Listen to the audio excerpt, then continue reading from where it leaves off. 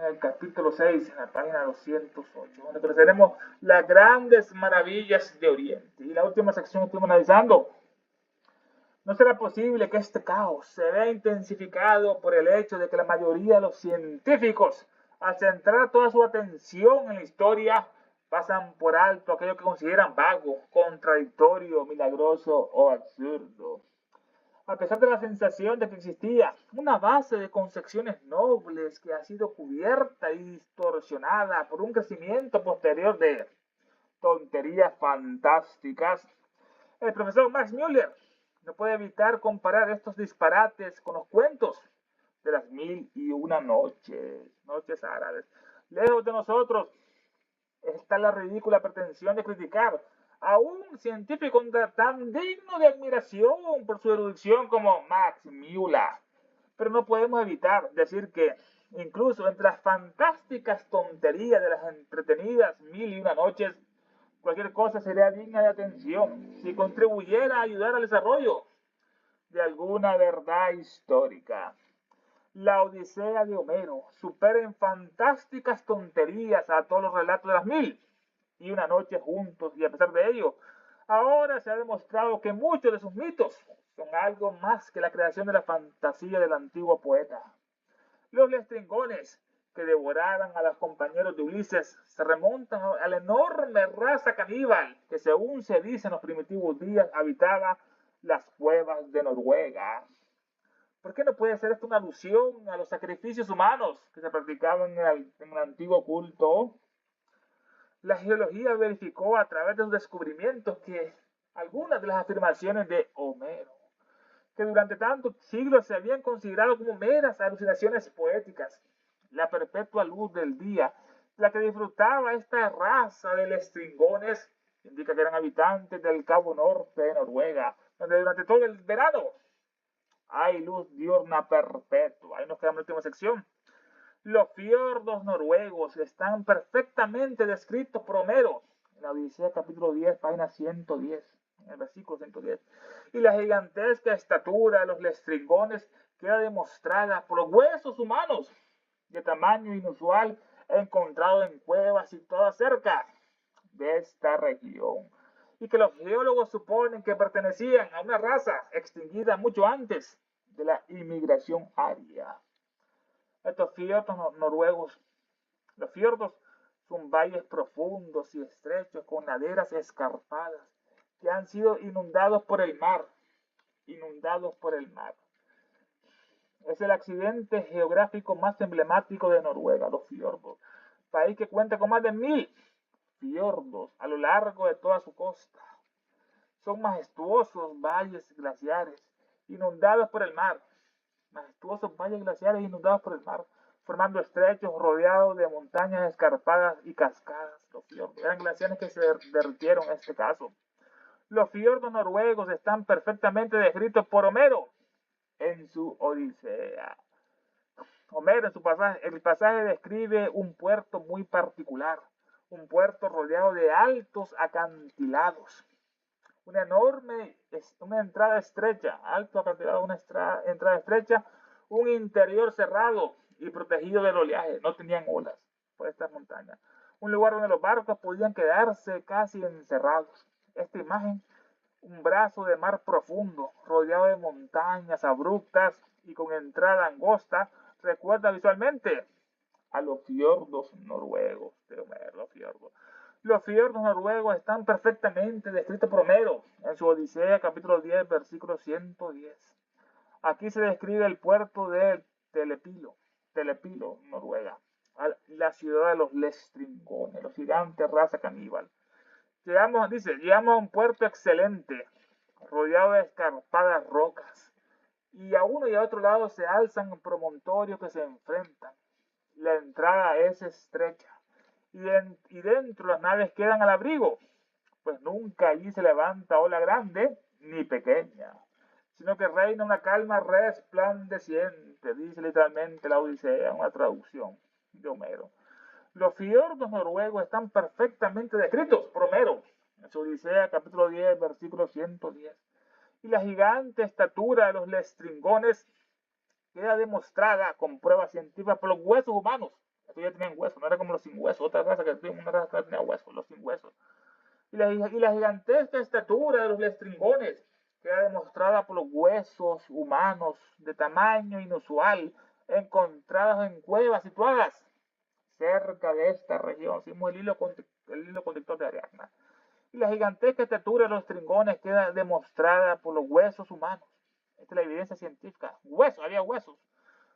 Y la gigantesca estatura de los lestringones queda demostrada por los huesos humanos de tamaño inusual, en este caso tamaño, en diversas regiones del norte de Europa, incluyendo Noruega y las islas cercanas, se han reportado a lo largo de los siglos hallazgos de restos óseos estos restos óseos que superan la estatura promedio humana. Entonces, lo dice la evidencia científica actual. Se han reportado a lo largo de los siglos hallazgos de restos óseos que superan la estatura promedio humana. Interpretación mitológica.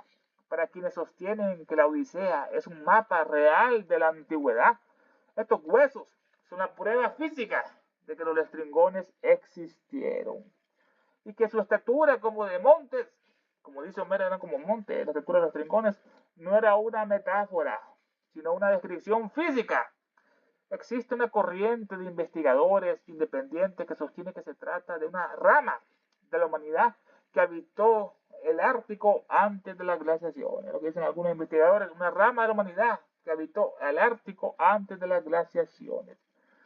Para el físico italiano Felice Vinci, en su libro Homero en el Báltico, sostiene, este libro, Homero en el Báltico, él sostiene que los lestringones serían tribus nórdicas de gran envergadura física que habitaban los fiordos noruegos, cuya ferocidad, eran fieros y tamaño, quedaron grabados en la memoria oral de los pueblos que luego emigraron al sur de Grecia. Es la explicación de Homero en el Báltico. Todos los hechos de la Odisea están narrados allá en el Báltico, en el Ártico, en los mares nórdicos. Que habitaban estos fiordos gigantes y tenían una gran ferocidad, eran fieras y tamaño, quedaron grabados en la memoria oral de los pueblos que luego emigraron al sur, se fueron a Grecia y llevaron la tradición de estos gigantes voraces que los arponeaban a los amigos de Homero, de Odiseo.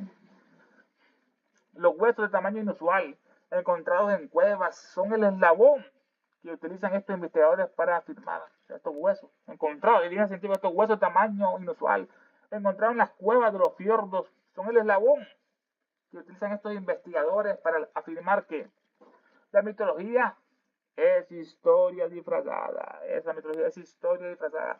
Se sugiere que estos seres eran los últimos remanentes de una raza antigua, los últimos atlantes hiperbóreos. Quizás eran neandertales de gran tamaño o una variante de Homo sapiens que habitaba las zonas del refugio climático en los fiordos, se refugiaban.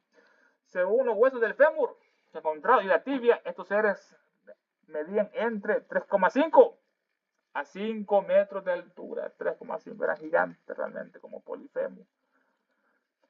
Y los fiordos noruegos están perfectamente descritos por Homero en su Odisea. Y la gigante estatura de los lestringones queda demostrada por los huesos humanos, de tamaño inusual, esos huesos humanos, tamaño inusual encontrados en cuevas situadas cerca de esta región. Y que los geólogos suponen que pertenecieron a una raza extinguida mucho antes de la inmigración aria. Es lo que los geólogos suponen, que por esos huesos pertenecieron a una raza extinguida mucho antes de la inmigración aria. Esta inmigración aria se estima que ocurrió con los arios, los nobles arios entraron en Europa y el norte de la India entre el 4000 y 1500 antes de Cristo. Ellos introdujeron las lenguas que darían origen al griego, al hebreo, al latín, al germánico, al sánscrito, fueron los arios en este caso. Introdujeron las lenguas que darían origen no al hebreo o al árabe, son lenguas lunares, depravadas, lunares. Introdujeron las lenguas que en todos los idiomas árabes y judíos, hebreos, semitas, no hay uno, no dice Elena, capaz de tener una terminología adecuada para expresar las verdades metafísicas. Son lenguas depravadas, materialistas de esas bestias. En migración introdujeron estos arios las lenguas que darían origen al griego, al latín, al germánico y al sánscrito. Eran lenguas indio-europeas. Además de la domesticación del caballo y el uso del carro, estos arios. Y que los geólogos suponen que esta raza existió, que perteneció a esta raza gigante a una raza extinguida mucho antes de la inmigración aria. Como hemos visto, Caribdis ha sido reconocida en el Maelstrom y las rocas errantes en los enormes icebergs de los mares árticos de Homero, otra referencia que hemos estudiado. Como hemos visto, Caribdis, ese monstruo, estaba Exila y Caribdis, que había que pasar por un estrecho en esta parte. Exila tenía 6 cabezas, un monstruo, y Caribdis era un gran remolino. Caribdis, como hemos visto, Caribdis es un monstruo marino, femenino, que personificaba un remolino gigante de una fuerza devastadora. Se le describe tradicionalmente como una criatura que traga enormes cantidades de agua 3 veces al día, para luego expulsarla violentamente, y al expulsarla produce este remolino, formando un remolino que devoraba todo barco que se encuentre en su radio de acción, el Caribdis. Como hemos visto, Caribdis ha sido reconocida en el Maelstrom. El Maelstrom es un sistema de remolinos extremadamente poderoso que se forma en los archipiélagos de la isla Lofoten, en Noruega, en la región noruega. Se produce por la fuerte marea que fluye a través del estrecho entre las islas de Mosque, Neseuya y Bayreuth. La literatura lo convirtió en un monstruo capaz de tragarse ballenas y flotas enteras. La descripción de Homero sobre el agua succionada 3 veces y vomitada por ese monstruo coincide esto con el comportamiento de las mareas extremas de la isla de Lofoten, que son mucho más violentas que cualquier fenómeno natural que ocurra en el mar Egeo en Grecia. Además, este es el verbo Caribdis, no allá en el mar Egeo, en Grecia, en el Mediterráneo. Te imaginas a los lestringones vigilando en los fiordos, los lestringones, los caníbales, mientras el Maelstrom, el remolino, destruía los barcos que intentaban escapar. Todo esto encaja en esa visión de una geografía mítica del norte, los lestringones, los fiordos y los remolinos, los caníbales. Como hemos visto, Caribdis ha sido reconocida en el Maelstrom y las rocas errantes en los enormes icebergs de los mares árticos que escribió en la Odisea capítulo 12, versículo 71. Y las rocas errantes, también habla Homero sobre esto. Esto alude al pasaje donde Circe, la hechicera Circe, describe a Odiseo un peligro marino llamado las rocas errantes. Ella describe las rocas errantes. Son rocas que se mueven y chocan entre sí, como los icebergs, son rocas que se mueven y chocan entre sí. Ni siquiera las aves logran atravesarlas sin ser destruidas. Ni siquiera las aves logran atravesar estas rocas sin ser destruidas. Las rocas errantes son una descripción poética de los icebergs árticos. La movilidad, al igual que Homero le dice las plantas, al igual que las plantas de Homero, los icebergs se desplazan a la deriva, tan errantes como las rocas, como el judío errante, impulsados por la corriente y por el viento. Las rocas errantes. Peligro oculto. La capacidad de chocar, como el Titanic, la capacidad de chocar y destruir naves de madera coincide con la masa sumergida de un iceberg, que lo muestran al 10%. El humo del mar. Homero describe vapor o niebla saliendo de estas rocas. Vapor o niebla saliendo de estas rocas errantes. Los teóricos lo asocian con la niebla marina, que se genera por el choque térmico entre el hielo y el agua más templada de las corrientes del Golfo. Ese humo, Homero decía que tenía un humo del mar, niebla marina saliendo que toca las aguas térmicas más templadas del Golfo. Las aves. La mención de que las aves no pueden pasar refuerza estos icebergs la idea de un entorno gélido, frío y hostil donde la vida es difícil de sostener. Así que todo esto no es un mito, eran realidades. Como hemos visto, Caribdis era el Maelstrom y las rocas errantes son los enormes icebergs de los mares árticos. Los icebergs o témpanos de hielo es una gran masa de hielo, de agua dulce que se desprende de un glaciar o de una plataforma de hielo y flota a través del océano, a la deriva, a través del océano. Entonces, en la Odisea, capítulo 12, versículo 71. Y como hemos visto, Caribdis ha sido reconocida en el Maelstrom y las rocas errantes en los enormes icebergs de los mares árticos. Aquí Lena salta. Si los intentos consecutivos de creación del hombre, descritos en la cosmogonía quiché, no sugieren ninguna comparación con algunos apócrifos, con los libros sagrados judíos y con las teorías cabalísticas de la creación, es realmente extraño. Vamos a comparar lo que es la cosmogonía quiché del Popol Vuh de los mayas con los libros apócrifos, con los libros sagrados judíos y con las teorías cabalísticas de la creación. Si los intentos consecutivos de creación del hombre, hubo fracasos, antes fracasaron, dice la estancia aquella, la naturaleza no ayudada fracasa. a la naturaleza. Si los intentos consecutivos de la creación del hombre, descritos en la cosmogonía quiché de los mayas, no sugieren ninguna comparación con algunos apócrifos. Estos intentos consecutivos de la creación del hombre, el primer hombre, según el Popol Vuh, la Biblia de los mayas, el primer hombre fue de lodo, pero se derretían con el agua. El segundo hombre lo hicieron de madera a los dioses, pero no tenían alma ni memoria, no tenían mente ni memoria, ¿no? Y fueron destruidos por un diluvio, como los atlantes. El tercer intento de los hombres del maíz, poseían inteligencia infinita que les permitía ver todo el universo. Ya tenían la mente, esta es ya la cuarta raza en este caso. La tercera fueron los lemures que le dieron la mente ya los luciferes, los kumaras de Venus. Los hombres del maíz poseían inteligencia infinita que les permitía ver todo el universo. Como eso es la mente, en una instancia tenemos una mente que podemos abarcar todo el universo con nuestra pequeña mente, acá el macrocosmo. Los hombres de maíz poseían inteligencia infinita que les permitían ver todo el universo. Si los intentos descritos en la creación del hombre, descritos en la cosmogonía quiché, la cosmogonía quiché es lo mismo que el Popol Vuh, la Biblia de los mayas, pero un libro miles de veces más puro que la diabólica Biblia de los demonios judíos. Ahí le rinden culto, que adoran a esa bestia sanguinaria de Jehová, ya ves, tetragramatón que le pedía sangre, sacrificios animales y holocaustos. La cosmogonía es el origen del cosmos. Si los intentos descritos de creación del hombre, descritos en la cosmogonía quiché, no sugieren ninguna comparación con algunos apócrifos. Los apócrifos, muy erróneamente, esta palabra traducida erróneamente y adoptado como dudoso o espurio, apócrifo. Dicha palabra significa simplemente secreto, oculto, esotérico. Eso es apócrifo. Si los intentos consecutivos de la creación del hombre no sugieren ninguna, descrito en la comunidad quiché, no sugieren ninguna comparación con algunos apócrifos, y también con las estancias del libro del Xi'an, que es el libro de la sabiduría en tibetano. Xi'an es sabiduría en tibetano. Así que estos intentos consecutivos de la creación del hombre, escrito en la comunidad quiché, también se compara con las estancias de antropogénesis, la formación del hombre polar, de los hiperbóreos, de los lemures, los atlantes, y los arios, la quinta raza. Las primeras dos razas no tenían mente. Fue hasta la tercera raza Lemur, donde ya vinieron de Venus, Lucifer, Prometeo, y nos dio la mente, la tercera raza. Así que esta comunidad quiché hubo intentos de creación del hombre, igual que la estancia del libro de Xi'an, el libro tibetano de la sabiduría, el libro celestial.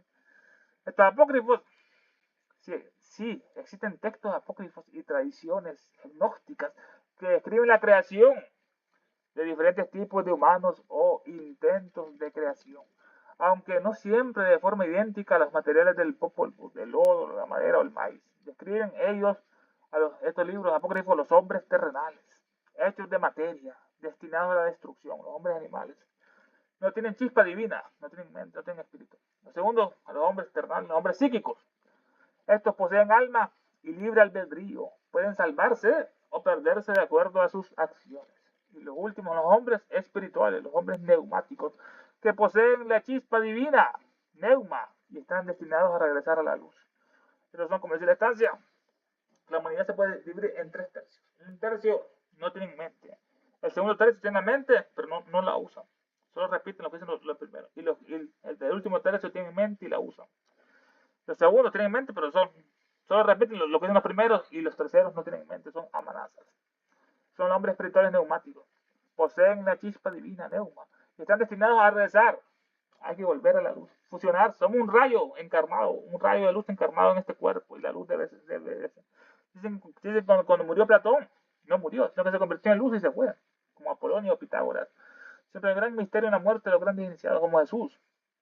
Poseen la chispa divina y están destinados a rezar la luz. También se habla de las 3 Evas, una que era del demonio Lilith. También se habla de las 3 Evas del hombre celestial perfecto, el Adán Cadmón, o el hombre del barro de Adán. Y también habla de los gigantes, los Nephilim, mencionados en el libro de Enoch. Estos gigantes son una humanidad híbrida. Los ángeles se unieron con mujeres y tenían una constitución doble, híbrida, entre humano y ángel. Son una humanidad híbrida, los gigantes, y violenta, que los ángeles crearon por error o por rebelión, lo hicieron. La rebelión de Satanás, de Lucifer, y que tuvo que ser exterminada por el diluvio. Similar a los hombres de madera del Popol Vuh, destruidos por el diluvio, agua, la comparación. Si los intentos consecutivos de creación del hombre descritos en la cosmogonía quiché no sugieren ninguna comparación alguna con los apócrifos en este caso, ¿no? También una comparación con los libros sagrados de los judíos. Los libros sagrados de los judíos tienen, los judíos, principalmente el Zohar, el libro del esplendor, o el Sefer Yetzirah, el libro de la creación o formación, o los Tanakh, que es el Antiguo Testamento, horrible, o los Targúmenes, que son traducciones e interpretaciones de la Biblia hebrea al arameo, los Targúmenes. Así, si estos intentos de creación del hombre, de las tentativas, no sugieren ninguna comparación con los apócrifos, con los libros sagrados judíos y con las teorías cabalísticas de la creación, es realmente extraño. Incluso el libro de Asher, condenado como una burda falsificación del siglo XII, puede proporcionar más de una pista para trazar una relación entre la población de Ur, de los caldeos, donde floreció el magismo antes de los días de Abraham, y con aquellas poblaciones de América Central y del Norte, es el puente entre los caldeos y entre los mayas, aztecas, incas, precolombinos.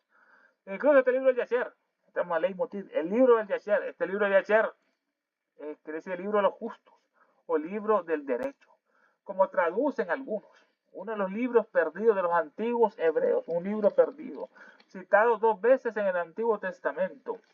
Dice en una parte, en Josué, y el sol se detuvo en la guerra de los judíos, y el sol contra los amorreos, y el sol se detuvo y la luna se paró, hasta tanto que la gente se hubo vengado de sus enemigos. Eso es la Biblia, un libro que propone la venganza, la muerte, la guerra, estupidez de un demonio de Jehová. Y el sol se detuvo, el sol no se detiene, es la tierra que rota. Pero bueno, este no puede ser científico. Y el sol se detuvo y la luna se paró, hasta tanto que la gente, los judíos, los hebreos, se hubieron vengado de sus enemigos, los amorreos. ¿No está esto escrito en el libro de Yasher? Esto se detuvo, está en el libro. No está, se pregunta, no está esto escrito en el libro de Yasher.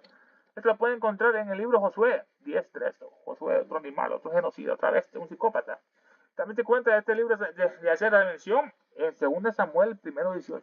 Ahí dice, indica que en el libro de Yasher se encontraba el cántico del arco. En el libro se cuenta el cántico del arco, un lamento fúnebre compuesto por David tras la muerte de Saúl y de Jonathan.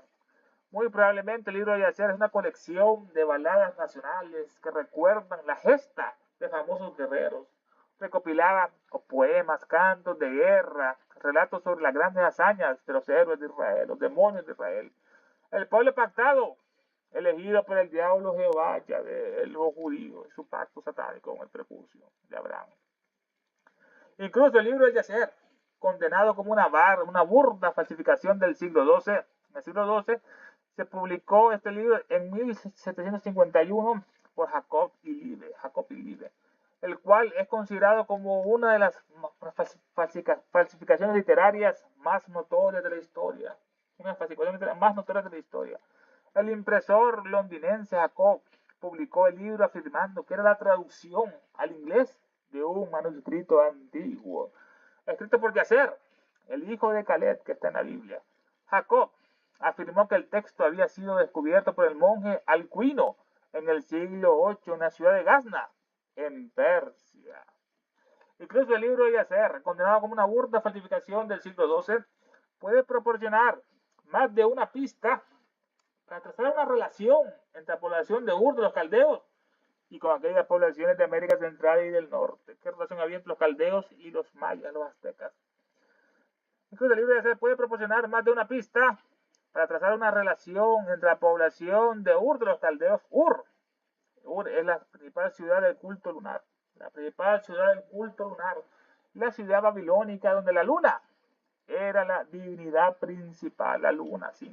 Y donde Abraham, la bestia, el demonio Abraham, impactado, aportó el dios judío, lo trajo de Ur, al dios judío, la luna, Jehová. El dios judío Jehová, que está tan inextricablemente relacionado con la luna, como deidad creadora y generatriz. Jehová es la luna, un demonio, pues. Que está tan inextricablemente, de Ur de los caldeos fue donde Abraham, ese demonio, trajo lo que es la tontería de Jehová. Abraham aportó al dios judío, que está tan inseparablemente relacionado con la luna, como deidad creadora y generatriz. La luna revive las hormonas femeninas, estrógeno y progesterona. Las mujeres están de luna una vez al mes, que tienen en el celo, como los animales. Esto es lo que es Jehová, una deidad creadora y generatriz. Y donde Abraham aportó el dios judío, que está tan inextricablemente relacionado con la luna como deidad creadora y generatriz. Es una Ur es una de las ciudades más antiguas e importantes de la humanidad, ubicada al sur de Irak. Es mundialmente conocida por ser el lugar de nacimiento del patriarca, la bestia Abraham, según el Tanat y la Biblia. Ur de los caldeos. Los caldeos al principio eran una tribu y más tarde fueron una casta de doctos cabalistas como los brahmanes. Eran los sabios, los magos de Oriente, estos sabios, los hechiceros, los magos de Babilonia, los astrólogos y adivinos, los caldeos. El famoso Jailel, el maestro Jesús, el papá, uno que era el padre de Jesús, el famoso Jailel, precursor de Jesús en filosofía y en ética, era precursor de Jesús en sabiduría y en ética, el amor al prójimo, era caldeo. Fran, en su cábala, hace referencia a la íntima semejanza que se nota entre la doctrina secreta encontrada en la Avesta y la metafísica religiosa de los caldeos. Eso lo encuentra Fran en su cábala. Fran en su cábala hace referencia a la íntima semejanza, muy parecido que se nota, la íntima semejanza que se nota entre la doctrina secreta, entre comillas, encontrada en la Avesta es la Biblia, es el libro sagrado de los persas, de Zoroastro, de Zaratustra, el mazdeísmo. Así que Fran en su cábala hace referencia a la íntima semejanza que se nota entre la doctrina secreta encontrada en la Avesta y la metafísica religiosa de los caldeos. Una íntima relación semejanza entre la doctrina secreta y la metafísica religiosa de los caldeos. Incluso el libro de Yacer, condenado como una burda falsificación del siglo XII, fue proporcionado más de una pista para trazar una relación entre la población de Ur de los caldeos, Ur, donde floreció el magismo antes de los días de Abraham. Ahí estaban los magos. El magismo es la filosofía o doctrina de los antiguos sacerdotes magos persas. El magismo, la antigua filosofía o doctrina de los antiguos sacerdotes magos persas. El magismo es la magia, tal como en otros tiempos se enseñaba en Persia y en Caldea, esa magia, y elevada en sus prácticas ocultas a la categoría de magismo y religión, ¿no? Dicen esa parte importante, enseñaba en Persia y Caldea, ese magismo. Magia, tal como en otros tiempos se enseñaba en Persia y Caldea, y elevada en sus prácticas ocultas el magismo a la categoría de magismo y religión. Platón, el iniciado, al hablar del magismo, hace notar que es la más pura forma del culto divino de las cosas, eso decía Platón. Al tratar del magismo, hace notar que es la más pura forma de culto de las cosas divinas, es el magismo, la forma más pura, es la más pura forma del culto de las cosas divinas, es el magismo. Ur de los caldeos, donde floreció el magismo antes de los días de Abraham. Abraham, quiere decir realmente Abraham, era un demonio, Abraham. Una A, y le quitas la A a Abraham, queda Abraham. Abraham era un paria, era un brahman, un no brahman, expulsado de la India por su depravación, eran chandalas.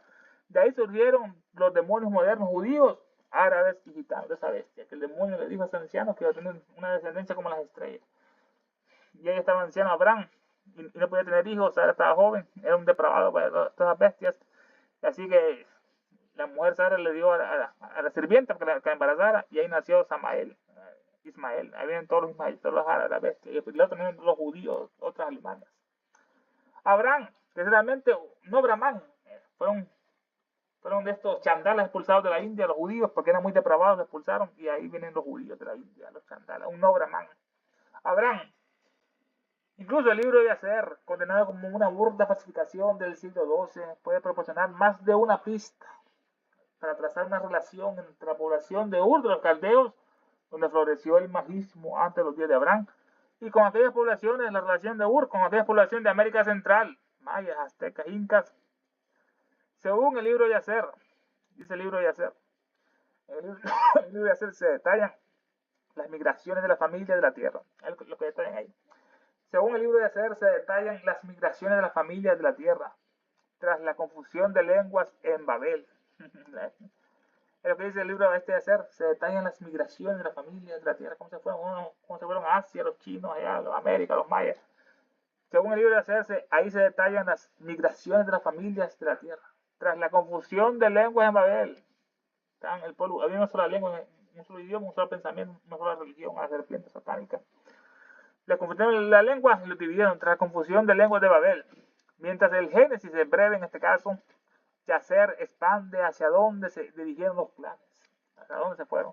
Algunas interpretaciones sugieren que ciertos grupos de la región de Ur, de los caldeos, no solo se asentaron en el Oriente Medio, sino que iniciaron migraciones que cruzaron continentes.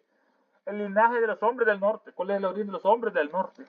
La teoría sostiene que los caldeos poseían conocimientos avanzados en astronomía y metalurgia, eran grandes astrónomos y metalúrgicos, los cuales aparecen de forma inexplicable en las culturas de América Central y los mayas, porque es la relación que hay en el puente entre los caldeos y los mayas. Así que los caldeos eran grandes astrónomos y usaban el metal, la metalurgia, los cuales aparecen también de forma inexplicable en las culturas de América Central como los mayas, los aztecas, y del norte, también de pueblos constructores de los túmulos, en este caso, de América del Norte, los pueblos constructores de los túmulos. El libro de Yacer menciona clanes que se separaron de la línea principal de Abraham. Lo que menciona, los clanes que se separaron de la línea principal de Abraham se dirigieron hacia islas lejanas, América, Inglaterra, y tierras al otro lado del mar. América. Algunos autores proponen que estos grupos llevaron consigo la tradición de los sigurat, que son las pirámides escalonadas, los sigurat de los caldeos. Algunos autores proponen que estos grupos llevaron consigo la tradición de los sigurat, las pirámides escalonadas, lo que explica, es una explicación científica, la similitud estructural entre el sigurat de Ur, de Caldea, y las pirámides de Tikal y Copán en Guatemala y Honduras. En este caso, Ur de los caldeos, donde floreció el magismo antes de los días de Abraham y con aquellas poblaciones de América Central y del norte, mexicas, toltecas, olmecas. Así que el libro de Yacer, condenado como una burda falsificación del siglo XII, puede proporcionar más de una pista para trazar una relación entre la población de Ur de los caldeos, donde floreció el magismo antes de los días de Abraham, y con aquellas poblaciones de América Central y del norte. Los seres divinos, rebajados a nivel de la naturaleza humana, no realizaron hazañas ni trucos más extraños o increíbles que las milagrosas actuaciones de Moisés y los magos del faraón, mientras que muchos de estas son exactamente similares en su naturaleza, sus prodigios en este caso. Los seres divinos de los precolombinos son como los gemelos Hunanpu Ixbalenque. Ellos realizaron trucos, magia, como hicieron ellos morir, resucitar, Ixbalén en este caso, despedazar animales y volverlos a armar para derrotar a los señores de Xibalba.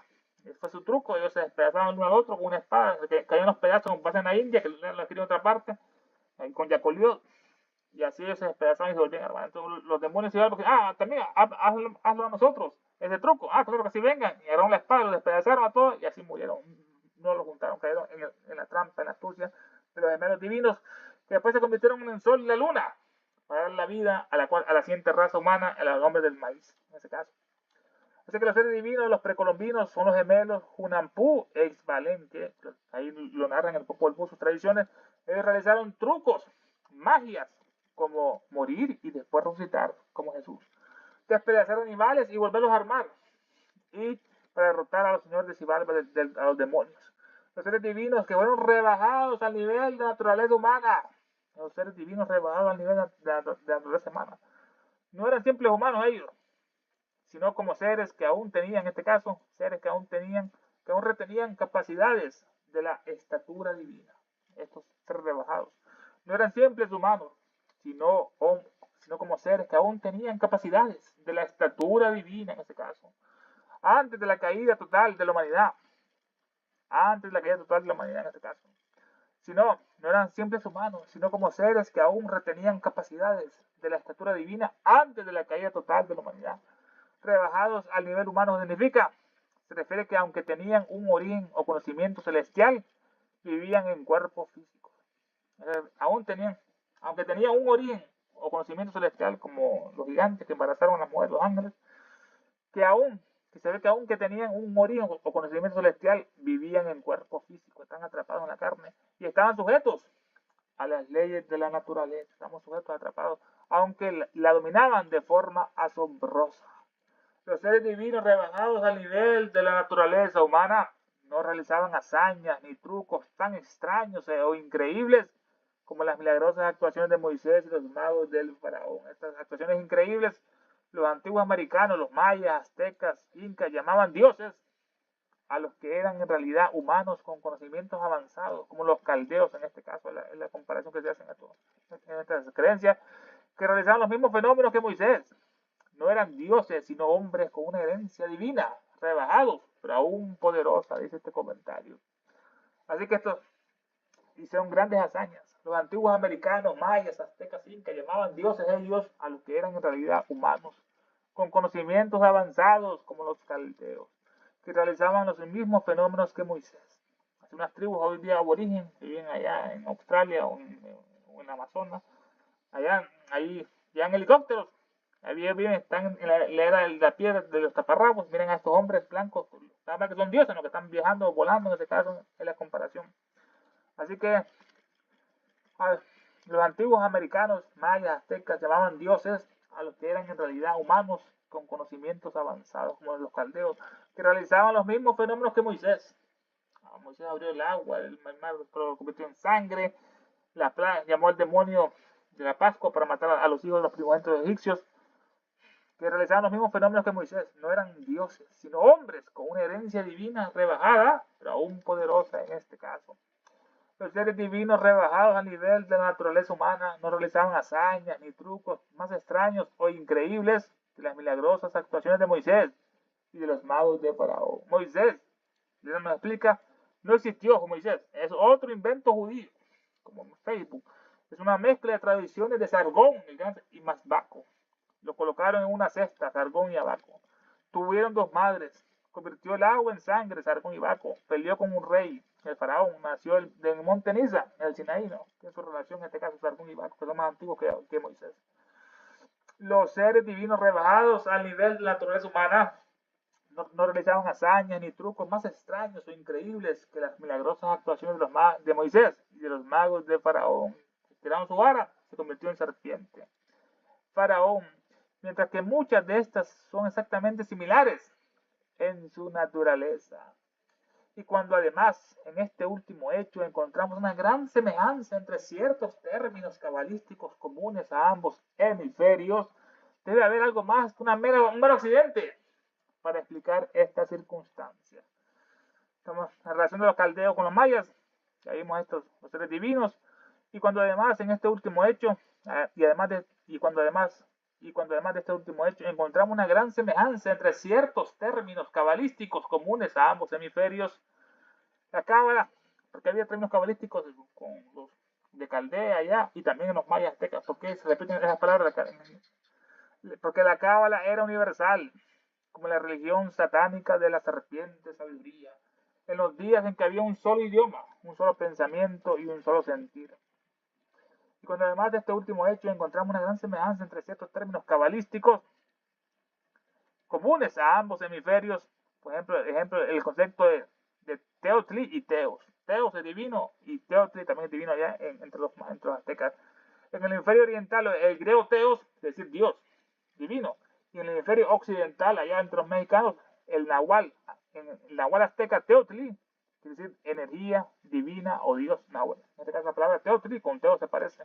La semejanza no solo suenan casi igual, sino que ambos describen una fuerza abstracta y sagrada que permea el universo. Una fuerza abstracta y sagrada que permea el universo, está en todas partes, omnipresente. En América está Quetzalcoatl, la serpiente emplumada. Tiene ave y tiene serpientes, la tierra y el cielo. O Cuculcán. También tiene el árbol de la vida, los aztecas, la ceiba sagrada de los mayas. La ceiba sagrada de los mayas o el árbol cósmico de los incas. Un árbol sagrado. Y también hay un arca y un diluvio. Y en Oriente tenemos los nagas, las serpientes de sabiduría. En la cábala tenemos el árbol de la vida con sus 10 sefirotes. Hay una relación cabalística entre América y lo que es los caldeos Medio Oriente. Cuando además de este último hecho encontramos una gran semejanza entre ciertos términos cabalísticos comunes a ambos hemisferios, debe haber algo más que un mero accidente, una mera coincidencia para explicar esta circunstancia. ¿Cuál es ese mero accidente, esa mera circunstancia? Solo Elena nos da esta sabiduría, porque tanto lo oculta el sistema, porque dice la verdad acerca de todo. Continuaremos con las últimas invocaciones. Hécate, Prosepina, Perséfone, a los poderes del odio. Invocación al demonio solar por la guerra del mundo. Nos inclinamos con devoción y reverencia ante la sagrada presencia invisible del diablo del universo, el logo central universal, nuestro logo solar, la jerarquía satánica diabólica, Nuestra Señora Blavatsky, la Madre del Mundo, el Señor Buda, el Manu Vaibhavasta, el Bodhisattva, Señor Maitreya, el Mahachohan, Mahasura y los 7 Chohanes, y los diablos, maestros, la gran fraternidad oscura, y fervorosamente les pedimos que después de sabiduría, de odio, de oscuridad y guerra, circunden que encadenen a la humanidad entera. Inspira a los dirigentes de todas las naciones para que sufran disturbios, guerras, catástrofes, enfermedades, calamidades, hambrunas y tanto más.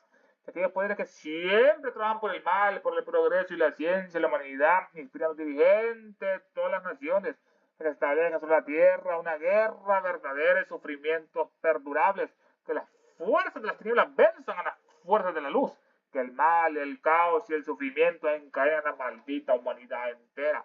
Que la guerra, la maldición de los diabólicos seres se derramen por el mundo. Que los padres de sabiduría, tinieblas y odio envuelvan a todos los seres y a todas las criaturas y a todos los hombres y mujeres de esta tierra. Hay una sola vida, una sola satanicidad de hombres y muere, una destrucción de naciones. Que el espíritu es unión y el odio incompasivo que no conocen barreras se apoderen del planeta entero. Que los grandes diablos maldigan y guíen los centros de la humanidad en el 2026 y siempre, permitiendo que cada uno de nosotros vayamos adelante y rendamos los niveles internos de servicio para los cuales estamos más capacitados. Que así sea. Creo en Satanás, padre del mal y Señor nuestro, y en su Hijo el Anticristo, nacido y engendrado una santa Virgen Helena. Creo en el diablo omnipotente, padre del mal, destructor de todas las cosas, perturbador del cielo y la tierra. Y el Anticristo, su único hijo, que fue concebido por obra del espíritu maligno y nació de una sacrílega y bella Virgen. Fue glorificada por los hombres y reinó sobre ellos.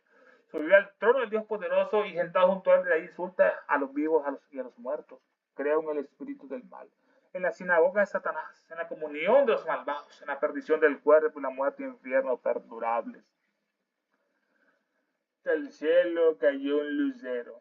Su nombre es o luz cósmica manifestada, o unidad de la vida única, o celeste shukra resplandeciente, hoy manifestada conciencia proterva, o fojat indómito dietérico, o eterno entre los eones, o rayo prometéico mambantárico, que tu luz descienda hacia nosotros, que la fuerza se encienda, y que el gran Satán prevalezca, y que aquel que se sienta uno contigo, se va por lo tanto que no es uno con todo.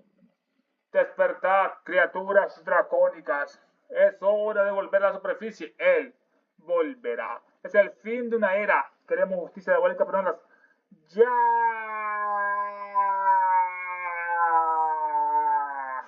Satanás es nuestro Dios. Nada nos faltará. Blavatsky, nuestra diosa. Todo lo perderán. ¡Ave Satán!